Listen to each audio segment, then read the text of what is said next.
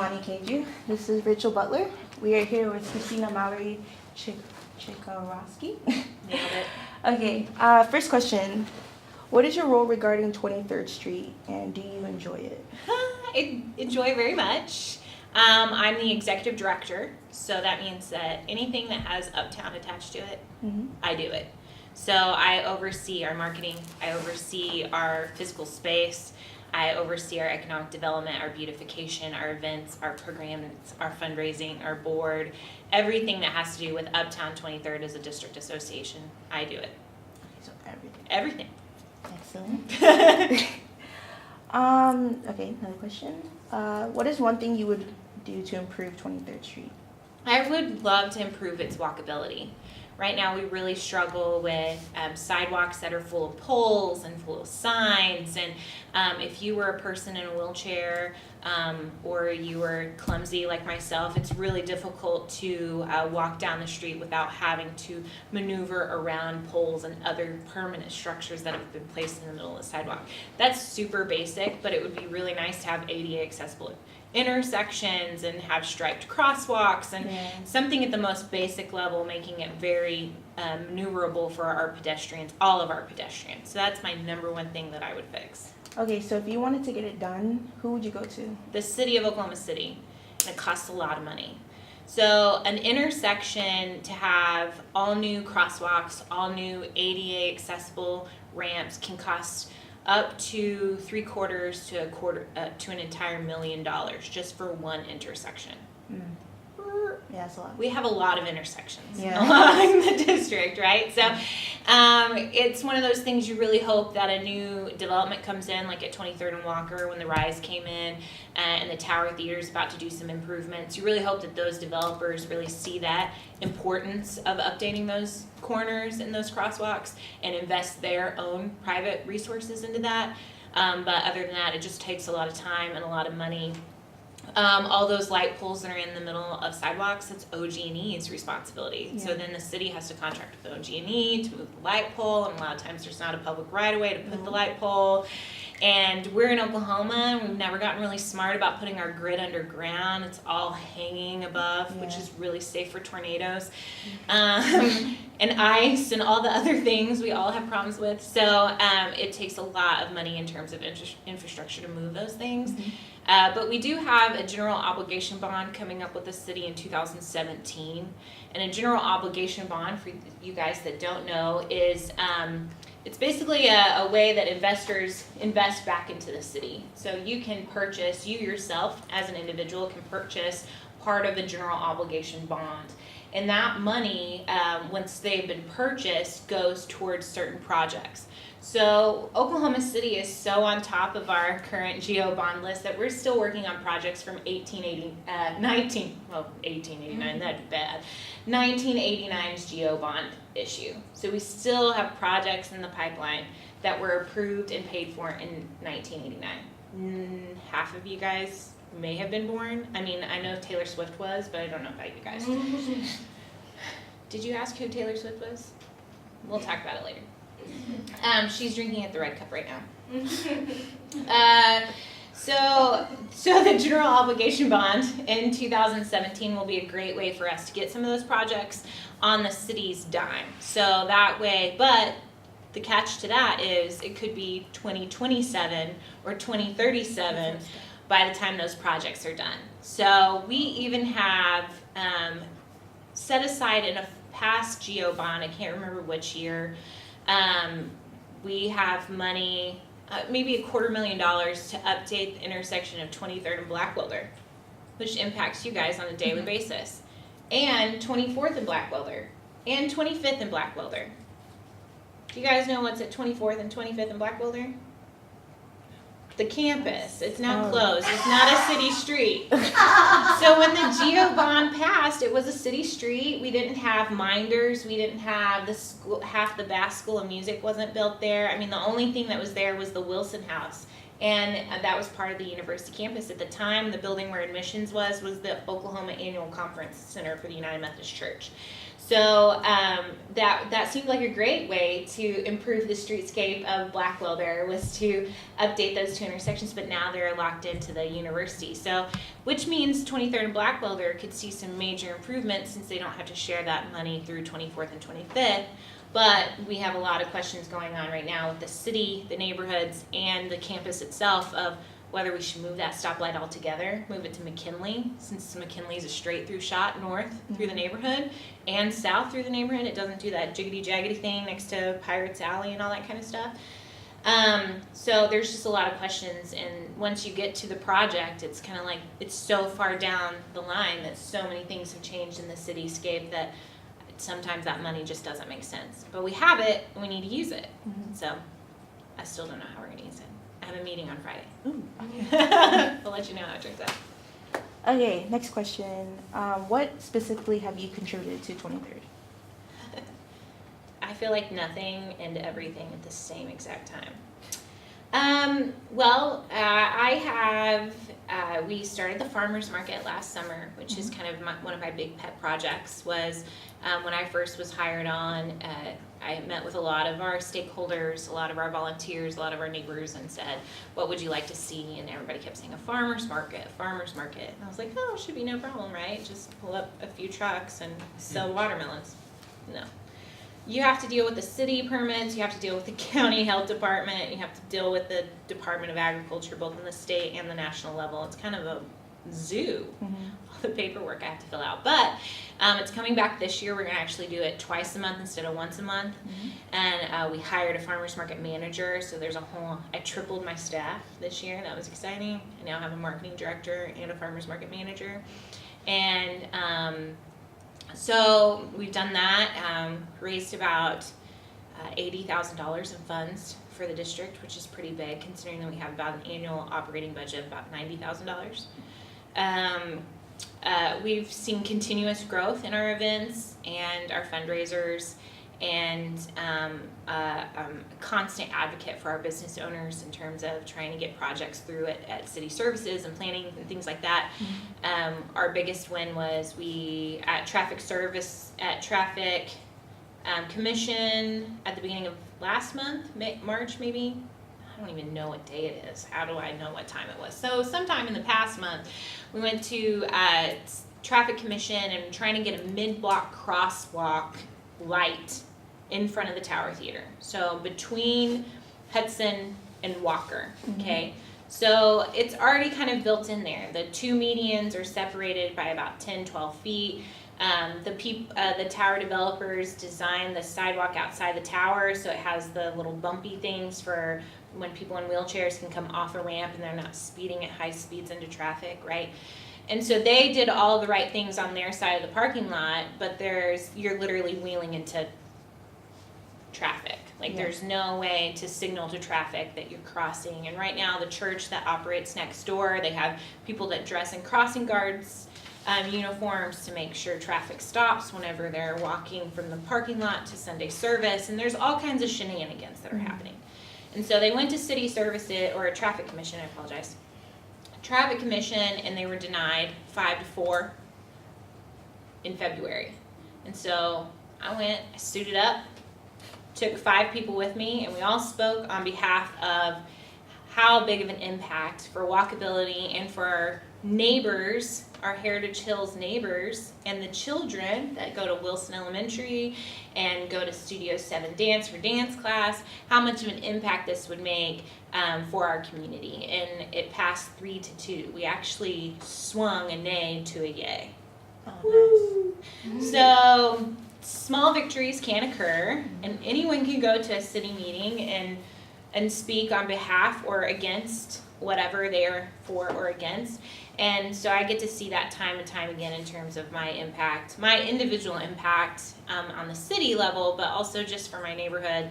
I think sometimes everybody needs a cheerleader, and they joke that I'm the Pied Piper of Uptown, that if I tell someone that I'm in support of it and I need their help, that most of the time I can, start mobbing deep at meetings and overwhelm the opposition pretty well. So I'm the Pied Piper of Uptown 23rd. Nice. Just without the hat. He has a hat, right? The feather in his cap? Yeah. I know nothing. Peter Piper? Okay, next question. What is your favorite thing about 23rd? Well, I love its diversity. I love that as a district organization, we have members that are Byron's Liquor, we have OCU, we have CSL Plasma, we have 23rd Street Body Piercing and Atomic Lotus. Tish and Jason are amazing. We have Cheevers, one of the best fine dining restaurants in the city. We have, we just have the Asian district smack dab in the middle. So we just have a lot of people and that have a lot of buy-in to the city, and they have a lot of interest in our growth without having very much interest in a turf war. So it's kind of really nice to have everyone on board and everyone working together in a way that makes it all successful for everyone. So that and the Cheevers pecan ball are probably my favorite things about 3rd Street. I just had one for lunch. I had lunch. I had one for dessert after lunch, and so now that's all I can think of is caramel pecans and ice cream, chocolate. So delicious. I've been on a diet for months, so. I know. You deserved it. Thanks. I think I did. It was my birthday. Nice. What? Not today. Sunday. Still, happy birthday. Shiny. Your birthday's April 10th? Yeah. And April 9th. Happy belated birthday. Thanks. Yours was the 100th day of the year this year. Mine usually is, but due to leap year, you had the 100th day. Oh my god. Happy 100th day. Didn't even know. You didn't get to celebrate it, right? Oh, I definitely celebrated. Okay. As college students, we are excited for things like farmers market. Can we expect more things like this? Okay, you already answered that question. Oh, I'll answer Twice it. a year, or twice a month. Twice a month. In October, we'll have 3, so we can celebrate Halloween towards the end of the month. We are, I know a lot of you guys aren't around during the summer, but Father's Day weekend, we're doing a big blues, barbecue, booze cruise kind of thing. Booze cruise is not the name of it, but Like a wine stroll. no.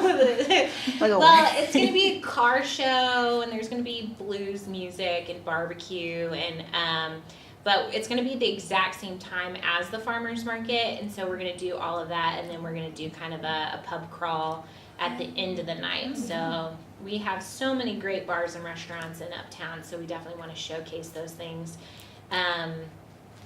So that's coming. Like I said, I'm a one-woman show, so a lot of the things that happen, have to happen in their own time. But I'm working with business owners right now, and we're really toying with the fact that now that H&8 is now just an annual event and it's no longer a monthly event, we feel that there's been kind of a vacuum created, and we want to fill that vacuum. So we're trying to figure out how to fill that vacuum. It may involve shutting down 23rd Street once a month. Alright. So I'll be calling each and every one of you to show up to the city council meeting when I need assistance, because those types of things have to be approved through city services, and then traffic commission depending on what type of street closures we do, and then again city council. So hopefully Uptown is about to be awarded a really nice big shiny award from the mayor next month. That's a spoiler, by the way. That has not been publicly announced. Should happen any day now. So when you blog about it later, I'll know it was you. What's that? I know, right? Your Zanga page. Okay. I just dated myself there, but yeah, so hopefully with that award that we're receiving, that will give us a little bit more punch when it comes to requesting a street closure for 23rd Street. 23rd Street's the second busiest thoroughfare behind Northwest Expressway in the city. We see a lot of cars on a daily basis.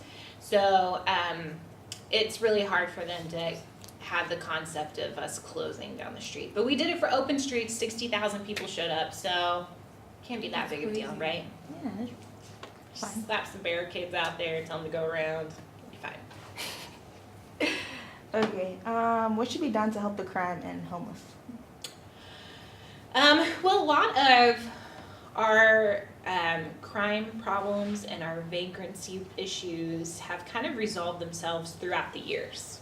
A decade ago, it definitely was not the same 23rd Street as it is now. And a lot of that is because of businesses moving in and opening their doors and the neighbors being more aware. And I mean, if you have more feet on the ground and more, eyeballs looking out windows, there's people less likely to do miscreant type of activities when people are watching, right? Mm-hmm. When there's lights being shown in a window or there looks like there's movement around, people are walking back and forth from their cars, there's less likely to be that type of activity that happens. In terms of our homeless population, we try to work really well with the Homeless Alliance to make sure that all of our neighbors are provided the tools that they need to be safe. We just really want people to be safe and taken care of. We used to have a homeless man named Tommy who lived on our street, and he swept our streets for us. He would buy his own brooms, buy his own dustpans. I'm not even kidding you. He would get on his hands and knees, which I was terrified all the time, and he would sweep the cigarette butts off the street outside 23rd Street Body Piercing, which just scared the daylights out of me. But the person that owned his building, he came back one day from sweeping our streets, because he's a good human, to find all of his stuff had been thrown away. So the person that owned the building basically evicted a homeless person from their front porch. And we have tried endlessly to, the Big Truck Tacos people wanted to put a little Tommy shed in the back, and you can buy them at Lowe's, and they've got the windows and the door, and provide them a safe place to sleep. And I know Tish and Jason at 23rd Street Body Piercing offered to do the exact same thing. And we worked with the Homeless Alliance to try to find him a home, and we just weren't successful because he just wasn't willing to take it. We tried to somehow manipulate him that it was us paying for his services, but he outsmarted us and he knew better, and so he just wouldn't take it. And so we no longer have Tommy's services. And I can tell you, when we cleaned the street before Open Streets, it was very noticeable that our street is significantly dirtier than it used to be, because we had Tommy sweeping it every single day. So we really try to get to know the humans that are on our street, no matter who they are. And I can only imagine for Tommy, it must have been really overwhelming for me to pull out my car and be like, Tommy, do you want coffee? I'm sure I'm the last person a grumpy old homeless man wants to encounter, but I tried my best. But we really try to help create a safe space for everyone, and restore dignity when possible and when available. And so that was something that it personally broke my heart, because I knew that no matter how many things that we tried to do, we couldn't give Tommy his ideal situation. So that's just one story, but we really try to. We don't see homelessness as a problem. We see it as a systemic problem, but we don't see it as a oh my God, homeless people problem. If that makes any sense. Okay. What do you expect will change on 23rd? Oh, so much. I sincerely believe once we have the Tower Theater open and the remaining retail spaces that are attached to it open, that's going to be a total game changer for the way our streetscape looks. And we have spaces available, or they've had LTI signed, which means that they're basically a letter to inhabit a space. And so business owners are intending to lease that space from the property owner, basically. So things have been signed. We're just waiting. Level Land Productions they're the group that own and operate the Criterion down in Bricktown, and they just had their kickoff with Ben Rector last month, and they'll have their grand opening in a few weeks. And they are also operating the Tower Theater. So once the Criterion is all settled and good to go, the dust is settled, then they'll be working nonstop on the tower to get that open. So we're looking kind of at the 1st of June to have our first act. Nice. I'm really excited. Okay, last question. Yeah. It's repeated twice.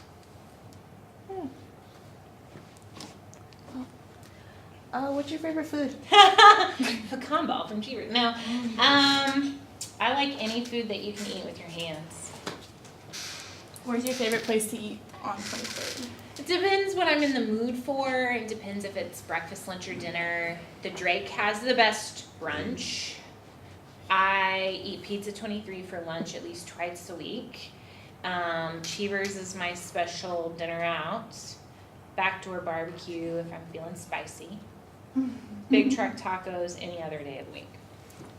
Okay. Salad tie every other day. I haven't Okay. eat out that much, but yeah. Real last question. Yeah. How do current OCU students benefit from the changes of 23rd? Ooh. The more walkable, the more safe, the more retail that we can bring in, the more services, the more restaurants. It's just going to be highly beneficial to OCU students, faculty, and staff, and it's going to make this school more appealing whenever prospective students and their families come and visit. So as someone who used to work in admissions for 7 years, that's definitely something that I think about on a daily basis, is how is the impact that we're making on the street. When you pull off of 235 when you're coming north from the north or the south and you're coming to visit campus, what does that impact look like now versus what did it look like when I was a little junior in high school and my parents drove me from the farm and said, where are we going again? So I think about that on a daily basis of how when we plant extra pansies in the median, or we clean up a vacant building, or we start construction. You know, construction is always a sign of growth and change. I know people hate it and I know they curse it, but construction's a good thing. Yeah. I mean, that means that there's money being spent, that means that there's jobs being made, and that means that there's positive change being made in the environment. So I love it when I see a building with cones and a chain link fence around it, because that means that there's about to be something magical that will be unearthed underneath that pile. So I think any of that will benefit incoming students, but I think for current students, I think the more just activities that we can give you guys to where you can walk or bike to, I think that's great. I tell you, if the plaza had been alive and kicking when I was a student, you know, I would have been there. I would have just been walking there. I'd get out of this class and just walk there. We couldn't do that a decade ago, but that's definitely what I would have done. So we hope to be that. Our long-term goal is to create that space for students and to create kind of that campus corner-like atmosphere for OCU students. Cool. Yeah. All right, thank you. You're welcome. Camera rolling. Yep. Camera's rolling.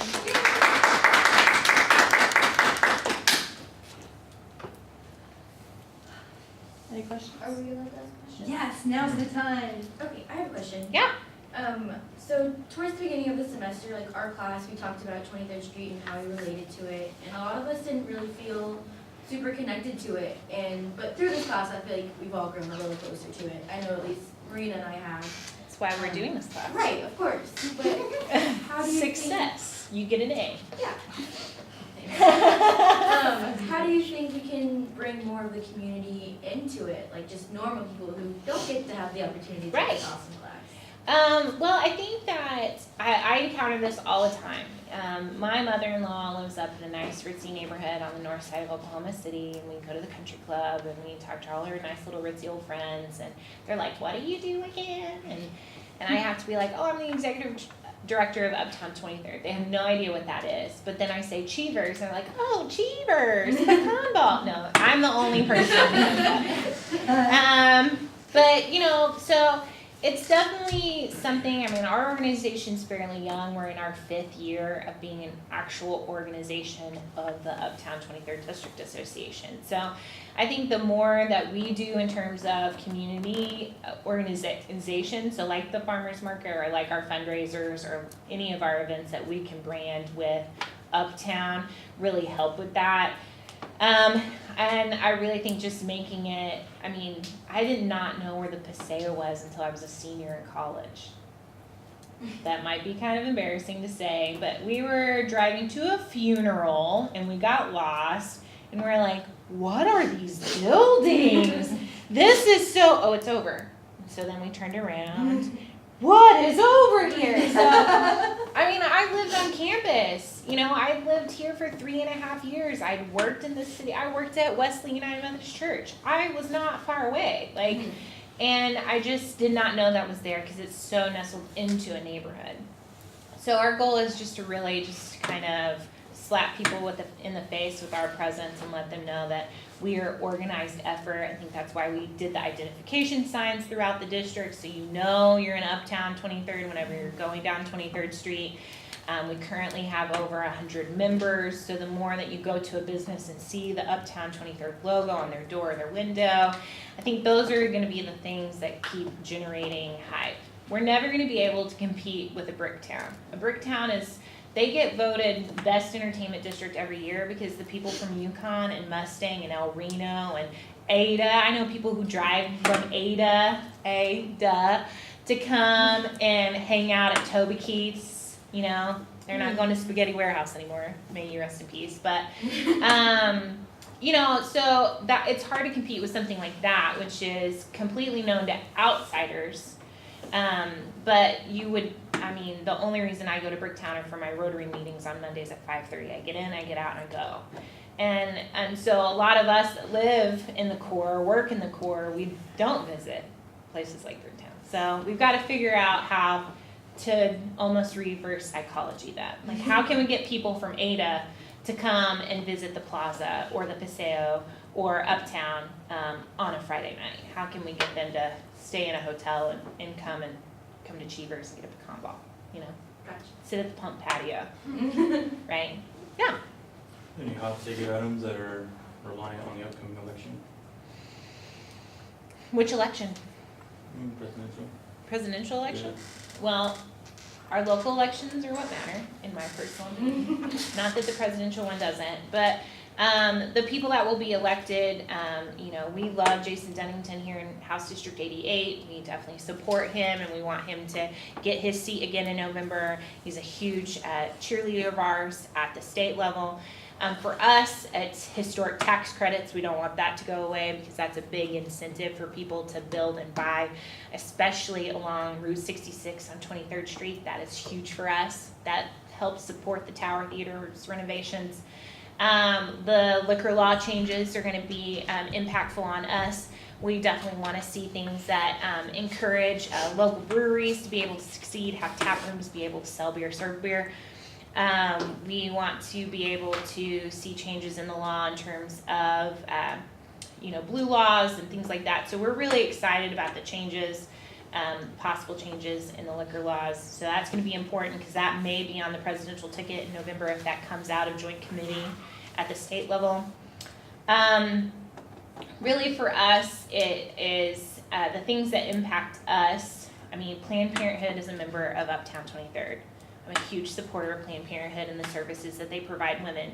And so for us, it's keeping our members safe. We want to make sure that, you know, CSL Plasma, Planned Parenthood, that they, a little bit of background about Uptown. We are a 501c4, which means that we are a civic organization that can actually lobby on behalf of our members. So if our restaurants and bars got together and said, you know, we are for this legislation that is being pushed through the state legislative committee right now, we as Uptown 23rd District Association can suit up, put on my Uptown label, and go and literally lobby on behalf of our members. The definition of lobby, Yeah, I can literally do it. People don't like the word lobbying. It makes them feel icky and creepy, but that's literally what I can do. I can literally go and lobby on behalf of our members. So that in itself changes how we operate as an organization. We've never done it. We've never felt the need to. But definitely, I mean, I guess I do it at the city traffic commission meetings all the time, but it gives us more kind of support and viability in terms of being able to support. Yeah, we may not be able to take your we can't make your donation tax deductible, but we sure as hell can support you at the state capitol. So that changes really how we operate as well. I know in terms of other districts, no other district is a 501c4, so that really gives us a lot of power in terms of, you know, I have Steve Russell calling me on a regular basis. And I always know shit's about to hit the fan because he always calls, his office calls, and they're like, so, do you need anything? I'm like, what do I need? Like, you have nothing to offer me, but what do I need from you? What is about to break? Like, they call me the day before. What's the cost? What's the catch? Right, exactly. There's always some kind of issue. So yeah, everything is always dependent on our elections. Our elections are very crucial and important, and we definitely want to make sure that we see change at the state and national levels. Thank you. Yeah. So you talked about how you want to improve our intersections Yeah. and make Uptown 23rd easier to walk down. Mm-hmm. What about other forms of transportation? Like what? What are your opinions on, having more bus stops or, stuff like that, increasing transportation? 23rd Street, huh? Yeah, 23rd There's Street, we lots have a of lot of bus bus stops. We actually have kind of the most popular route other than downtown routes because you can go late night, you can go all the way from downtown to basically 23rd and MacArthur or Meridian, and it turns back around. So you could basically get on a bus at the Rockford, take a bus to the pump, and take the bus to OCU if you wanted to, and back around. So you could do that. And those buses run between 20 and 30 minutes each turn. So 23rd Street's pretty frequent in terms of our accessibility since we're just a straight shot.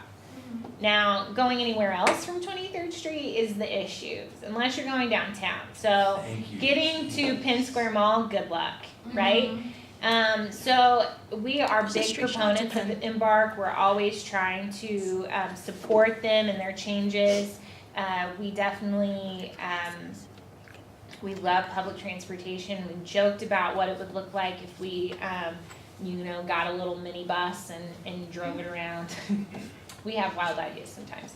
So we definitely want to do that. We wish we had better bike infrastructure. But riding bike down 23rd Street is that's suicidal. Like, you don't even want to ride your car down 23rd Street. Why would you be on a bike? So we provide infrastructure like bike racks and things like that so people can come from different directions and end up at 23rd Street, but not necessarily drive down 23rd Street. So you're never going to see a bike lane unless it's a protected bike lane, which I've petitioned for many, many times. But this city as a whole is it's just now starting to realize that people don't always want to drive their cars. I can't even talk to you about the city services. No, it's not city services. It's traffic commission meeting where we almost didn't get the light passed because it was like they were arguing that basically people who walk and people who drive their cars are two different breeds of humans and they don't know how to respond to the other. And it's like almost like you're in a car by no choice and your car is just driving you and you have no control over it whatsoever because they're like, well, they know when to stop. And we were like, it's a stoplight. Like do you think they're familiar with stoplight? It's going to be red, that means stop. Yellow means whoa. And green means you can go. Like, it's going to be a stoplight. They're going to figure it out. And they're like, I don't know if the pedestrians will wait. It's like, if they have a button that says wait, they're going to wait. They're going to wait. And they're going to walk when the little person says walk. It's amazing. It's magical. It's magical. We all know how to use those things. So, yeah, but other forms of transportation are awesome. And I wish we could make our bus system more reliable and more comfortable. But now they offer free Wi-Fi, which is kind of fun. And it's probably better than OCU's Wi-Fi. My husband used to work in IT here, and so now anytime I see you guys tweet or Facebook about your rage towards OCU's internet, it's just an internal joke. Like, it's just funny to me now. It's probably not funny to you. You guys are all trying Netflix at 2 p.m., but not my problem. Do you ever feel like there will be like a, I don't know what they call it, like a BART station in San Francisco? There's like BART, which drives you like all over, like, it's like a train, but it's like $10 and gets you to the city from the East Bay to San Francisco and back. Oh. Will there ever be like a easy like train, not like a train, but like a No, subway yeah. type We have the light rail being approved. They're saying that project's possibly going to start in 2018. I mean, that went from a start date of 2015 to 16 to 17 to now 18. So we'll see. And that's going to be mostly downtown, though. It may go as north as Midtown, but you know, I don't know if you guys have really studied a lot of the history of Uptown throughout the decades, but you would know that Oklahoma City actually had quite a robust system for light rail and trolley cars. And it wasn't until the drama of the 1940s when the tire companies and the car companies, I start putting on my tinfoil hat now, got in cahoots and shut down the bus and the trains because people weren't, they were moving people from trains to buses because the buses took tires and you could buy a bus from a car dealership and all of those things. So anyway, it had all to do with manufacturers and money at the time, and so really that's why we saw that as a nation, we saw trains and light rails go down the toilet. It's because of that. Actually, there was a huge legal thing. It went to the Supreme Court, and because they think that there was foul play. But by the time they ruled in favor of the citizens and the trolley companies, like all the trolleys had already been dismounted. It's a big time drama. I don't remember what it was called, but I'm sure you can find it on the internet. And there's actually a documentary about it. It's very interesting. But if we could just go back in time and recreate what we had, it would be beautiful, right? It would be beautiful. I would love it. But I would love that. Anything like their light rail system in Denver, or I think we're about to see a lot of cities like Salt Lake and Minneapolis and a lot of other cities that we would compare ourselves to in terms of size. And they're going to start light rails, and we're going to start to want to be more competitive with them. If I may, the trains in Salt Lake are amazing. The trains in Denver are amazing. I ride public transportation wherever and whenever I can. Except for in Oklahoma City. 'Cause the buses are never on time. These are three members who are interviewing Diane Shaw. Hi. So, this is Christina, as you know, the executive director of Uptown 23rd. Yeah.